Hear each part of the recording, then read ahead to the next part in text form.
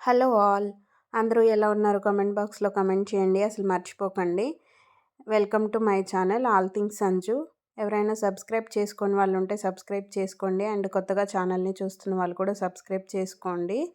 ఇక్కడ నేను మునగాకు పౌడర్ చేస్తున్నాను. మునగాకుతో చాలా వెరైటీస్ చేసుకోవచ్చు కదా. ఇలా పౌడర్ చేసి పెట్టుకుంటే చాలా రోజులు నిల్వ ఉంటుంది. ఒక 2 మంత్స్ కూడా ఉంటుంది ఫ్రిడ్జ్లో పెట్టుకుంటే. ఇలా ఒక కంటైనర్లో పెట్టి ఇంకా ఎయిర్ టైట్ కంటైనర్లో పెడితే ఒక 2 మంత్స్ కూడా ఉంటుందన్నమాట. ఇంకా దీన్ని ఫస్ట్ ఆకునంతా నీట్గా వాష్ చేసుకొని ఎండలో కానీ ఫ్యాన్ గాలికి కానీ ఇలా ఆరబెట్టుకోవాలి.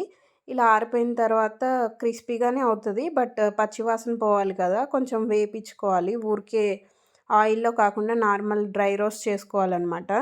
నీట్గా వాష్ చేసుకొని పెట్టుకొని ఫ్యాన్ గాలికి కానీ లేదంటే ఎండలో అయినా డ్రై చేసుకోవచ్చు. అలా డ్రై అయిన దాన్ని ఇలా డ్రై రోస్ట్ చేసుకోవాలి. స్లో ఫ్లేమ్లో పెట్టుకొని చిన్నగా మంట పెట్టుకొని చేసుకోవాలి, లేదంటే మాడిపోతుంది. ఇలా కొద్దిసేపు పచ్చివాసన పోయేంతసేపు ఇలా డ్రై రోస్ట్ చేసుకోవాలన్నమాట. కావాలంటే ఆయిల్లో కూడా రోస్ట్ చేసుకోవచ్చు, బట్ నేనైతే డ్రై రోస్ట్ చేస్తున్నాను. అది ఆకు అంతా డిఫరెంట్గా అయిపోతుంది కదా, ఇది పచ్చి ఆకు కాదు కదా అని చెప్పి డ్రై రోస్ట్ చేస్తున్నాను. ఇంకా ఆ తర్వాత అది చల్లారబెట్టుకోవాలి. ఇంకా ప్యాన్ తీసుకొని ఆయిల్ వేసుకొని, ఆయిల్ ఎక్కువగా వేసుకోకూడదు, కొంచెమే వేసుకొని ఇంకా అందులో శనగపప్పు అండ్ మినపప్పు, జీలకర్ర వేసుకొని ఫ్రై చేసుకోవాలి. కొంచెం చిన్న మంటలోనే ఫ్రై చేసుకోవాలి. అవి కూడా కొంచెం డ్రై రోస్ట్ చేసుకున్నా సరిపోతుంది. నేనైతే కొంచెం ఆయిల్ వేసి చేస్తున్నాను.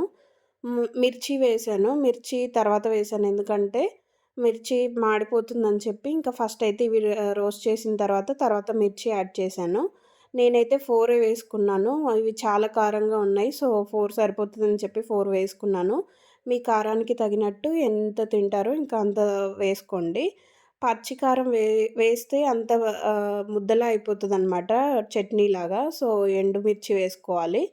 ఇంకా ఆ తర్వాత చల్లారబెట్టుకొని ఇంకా ఫస్ట్ ఈ పప్పులన్నీ మిక్సీ జార్లో వేసుకొని ఫస్ట్ కొంచెం వెల్లుల్లి వేసుకొని దీన్ని మిక్సీ పట్టుకోవాలి.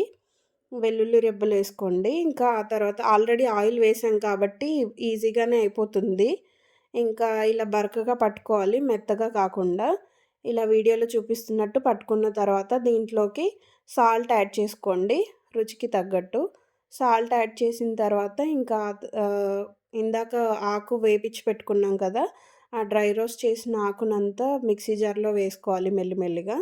ఇంకా ఆ తర్వాత కరివేపాకు కూడా యాడ్ చేసుకోవచ్చు, బట్ నేను ఇప్పుడైతే కరివేపాకు యాడ్ చేయలేదు. కరివేపాకు కూడా సేమ్ కడిగి ఆరపెట్టి సేమ్ ఇలాగే డ్రై రోస్ట్ చేసుకొని ఇందులో మిక్స్ చేసుకోవచ్చు.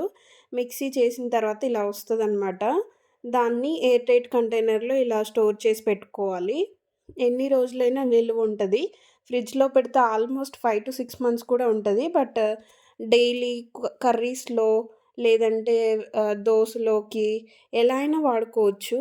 ఎలా కొంచెం ఫస్ట్ ముద్ద అన్నంతో కూడా తినొచ్చు. చాలా బాగుంటుంది, కుదిరితే ట్రై చేయండి.